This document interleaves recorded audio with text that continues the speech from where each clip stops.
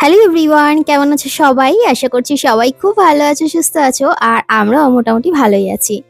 তো দেখো, আজকে একটা ছোট্ট ভ্লগ তোমাদের সাথে শেয়ার করব। কারণ আমার এই গরমে না, মানে সত্যি কথা বলতে অনেক কাজ প্রথমত রয়েছে, আর দ্বিতীয়ত এই গরমে না আর ভ্লগ করতে, মানে আমি সত্যি কথাই তোমাদের বলি, আমি না লুকিয়ে চুরিয়ে কথা বলতে পারি না। আমার মনে যেটা আছে আমি সেটাই বলি। ভ্লগ করতে ইচ্ছা করছে না, মানে এটাই হচ্ছে কথা, কিন্তু করতে হবে। তাই তো আজকে একদম কম সময়ের মধ্যে একটু ভ্লগ শেয়ার করেছি, সেটাই তোমাদের সাথে শেয়ার করলাম।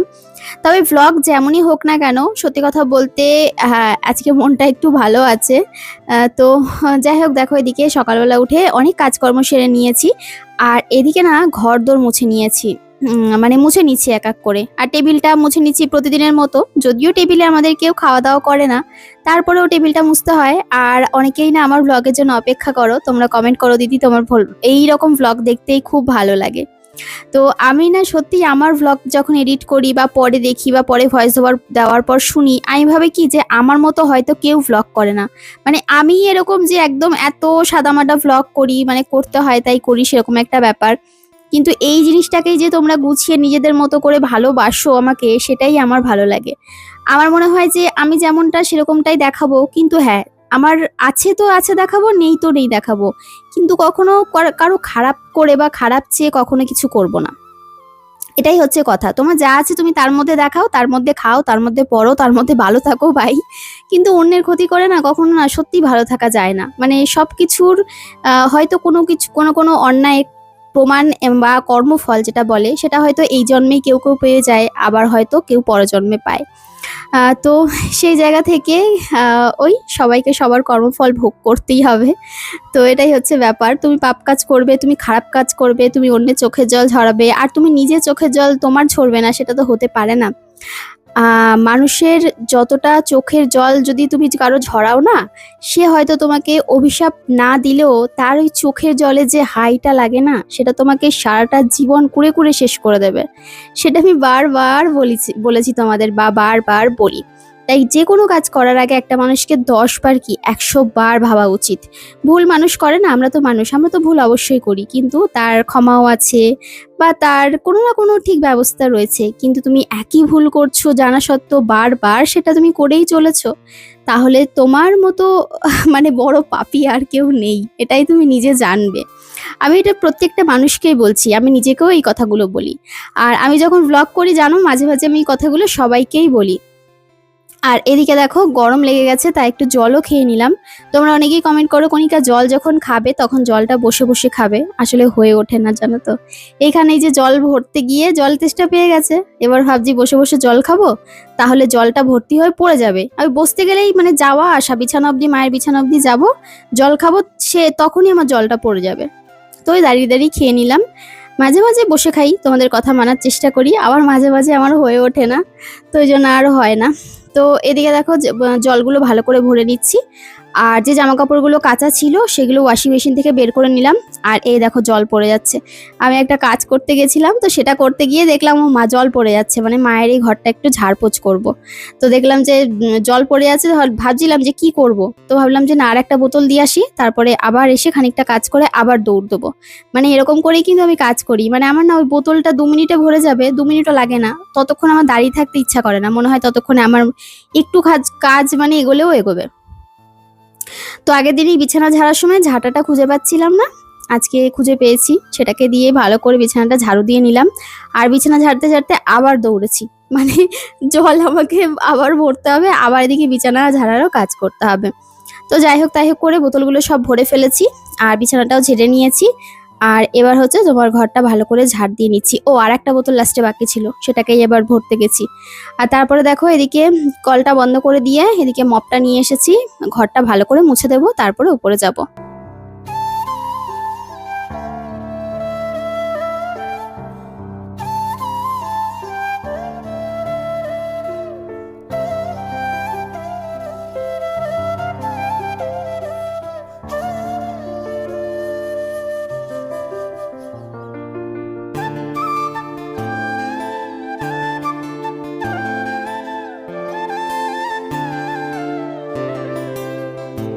যখন আমার বাবা বাড়ির থেকে মা এসেছিল, দিদি এসেছিল, মানে তখন হাওয়া দিচ্ছিল বেশ ভালো।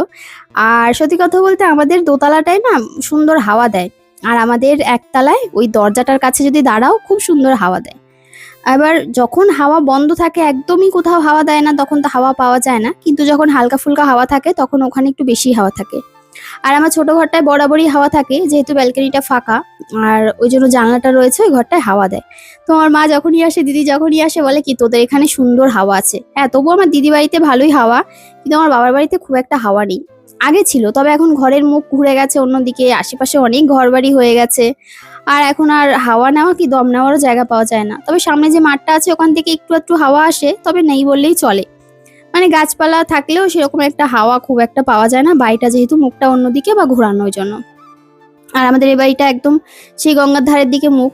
তো গঙ্গার ধারের দিকে মুখ বলা চলে না, তবু ওই দিকটা থেকে ভালো হাওয়া দেয় আর কি। ওই দিকেই মুখ বলা চলে, মানে ওর একটু অন্যদিকে আর কি।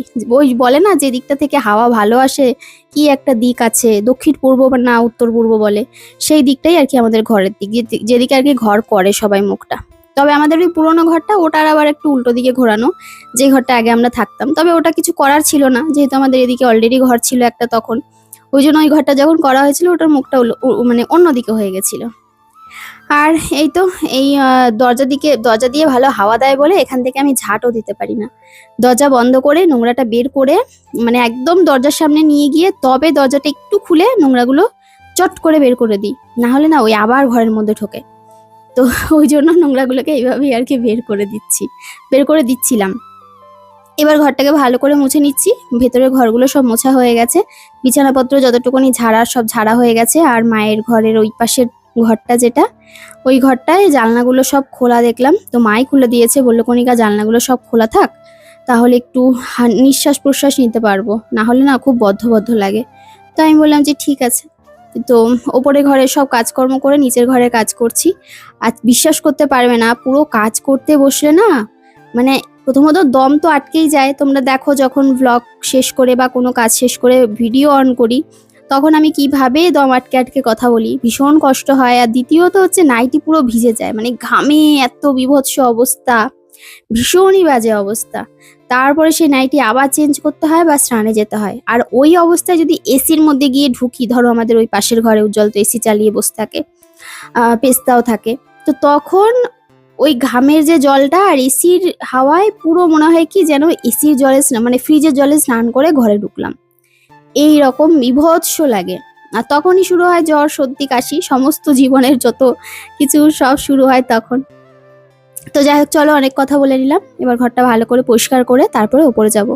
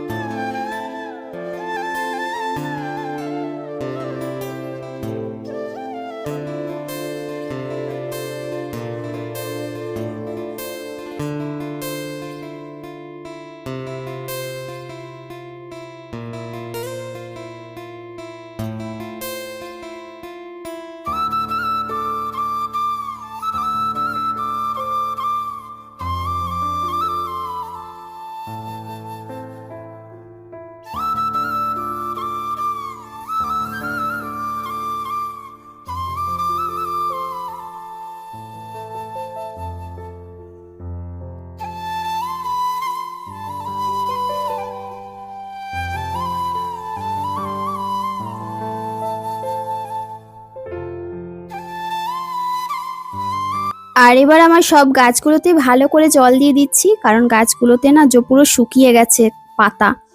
দেখতে পাচ্ছ গাছের পাতা আগের দিন তোমাদের দেখিয়েছিলাম আর আজকে দেখাচ্ছি। এই যে টগর গাছের পাতাটা পুরো একদম শুকিয়ে গেছে, মানে এক রাতেই কালকে জল দিয়েছি, আজকে শুকিয়ে গেছে। তার মানে ভাবো, মানে গাছপালারও কত পরিমাণে জলের প্রয়োজন, এত পরিমাণে জলের প্রয়োজন, মানে এত পরিমাণে গরম পড়ছে। তো ভালো করে গাছগুলোকে যদি স্নান করে দিতে পারতাম খুব ভালো হতো, কিন্তু এখানে তো সেই ব্যবস্থা নেই। তবু আমি যতটা পারি সুন্দর করে জল দিয়ে এদেরকে বাঁচিয়ে রাখার চেষ্টা করছি। গরমটা একটু কমলেই এদের আবার সার টার দিয়ে মাটি মুটি যা লাগবে সেগুলোকে আবার দিয়ে একটু টেক কেয়ার করতে হবে। এই যা গরমের জন্য না পেরে উঠছি না, না হলে দেখবো গাছের যত্ন করতে গিয়ে আমি উড়ে গেছি। তো এদিকে দেখো, একটা গাছের থেকে ছোট ছোট কয়েকটা ডালপালা বেরিয়েছিল, সেগুলোকে কেটে তারপরে এখানে একটা টব ফাঁকা হয়ে গেছে। আসলে এই টবটার মধ্যে না একটা গাছ আমি পুঁতে রেখেছিলাম অন্য একটা টবের থেকে তুলে, তো সেটা আমি বাঁচাতে পারিনি। মানে ওটা এক্সপেরিমেন্ট বলতে পারো, কারণ ভেবেছিলাম আর একটা গাছ হলে ভালোই হবে, দুটো হবে। তো না, ওটা গোড়া পচে গেছিল। তারপরে এই গাছগুলো বসিয়ে দিচ্ছি।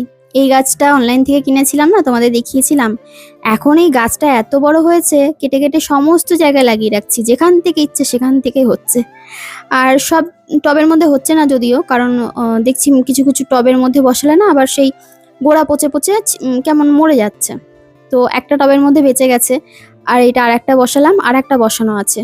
তো দেখো সুন্দর লাগবে এটা যখন চারপাশ থেকে ঝেপে একদম সুন্দর করে হবে, তখন এটা যদি হ্যাং করা যায় আরো দারুণ লাগে দেখতে। এই প্ল্যান্টগুলো আর কি হ্যাঙ্গিং প্ল্যান্ট হিসাবে ঠিক আছে, এই গাছগুলো আর কি হ্যাঙ্গিং প্ল্যান্টারে দিলে ঠিক আছে। তো মাটি দিয়ে শক্ত শক্ত করে চেপে চেপে দিচ্ছি, না হলে দেখছি যে উঠে উঠে আসছে। তো ভালো করে এটাকে সুন্দর করে বসিয়ে দিলাম। এই তো এবার একটুখানি জল দেবো। আজকে জল দেবো না ভাবছি, কারণ জল না, মাটিটা পুরো ভেজা, আমি ভিজিয়ে নিয়েছিলাম গাছটা বসানোর আগে। মাটিটা শক্ত শক্ত ছিল, পুরো একদম সেই দলা দলা পাকিয়ে ছিল। তারপরে জামা কাপড় কাচতে দিয়েছিলাম, তো নিচের সব কাজ তো হয়ে গেছে, উপরেরও সমস্ত কাজ হয়ে গেছে। আর স্নান করতে যাব, তো তার আগে জামা কাপড়টা মেলবো। আর জামা কাপড় মেলার আগে আমি সবসময় গাছে জল দিই, কারণ জামা কাপড় মেললে গাছে আর জল দিতে পারবো না। তো এই জন্য আগে জলটা দিয়ে তারপরে জামা কাপড়গুলো মেলে স্নানে যাব, স্নান করে তারপরে পুজো দেবো।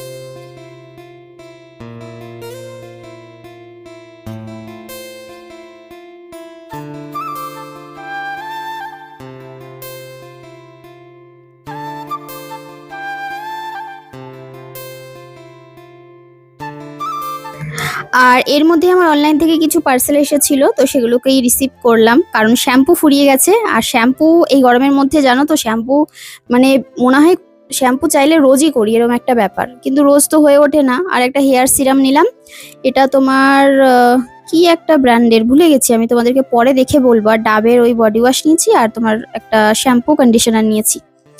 আর তারপরে স্নানে যাওয়ার আগে আমি এখানে একটুখানি ফেসিয়াল করছিলাম ঘরে বসেই, কারণ ঘরে না বসলে বাইরে বসে পুরো ঘেমে একাকার হয়ে যাবে, ফেসিয়াল আর করতে পারবো না। তো এটা যদিও ফেসিয়াল করছি ঠিকই, কিন্তু এটা একটা শ্যুটের কাজও হচ্ছিল একেবারে, তো দুটো ফোনেই একেবারে শ্যুট করে নিচ্ছিলাম।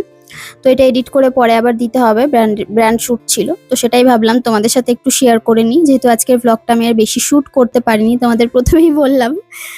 তো এদিকে দেখো, প্রথমে ছিল একটা তোমার কি বলে ফেস ওয়াশ করেছি মুখের মধ্যে। প্রথমে ফেস ওয়াশ করার পর স্ক্রাবার দিয়েছি, তারপরে হচ্ছে একটা জেল ছিল, ফেস জেল। আর তারপরে এটা হচ্ছে একটা ফেস প্যাক। এমন নয় যে আমি প্রতিদিন ইউজ করি বা সপ্তাহে সপ্তাহে ফেসিয়াল করি, সেটা নয়। আমি আমার কেয়ার খুব একটা করি না, শুধুমাত্র ভিডিওর জন্য যেটুকুনি করতে হয়, আর মাঝে মাঝে যদি মাথায় ক্যারা চাপে তাহলেই করি, না হলে করি না। তো এই হচ্ছে ব্যাপার। তো চলো বন্ধু, আজকের ব্লগটা এই পর্যন্তই রাখলাম। কালকে আবার আশা করছি ভালো বড় ব্লগ পাবে। সবাই সাথে থেকো, এভাবেই ভালোবেসো।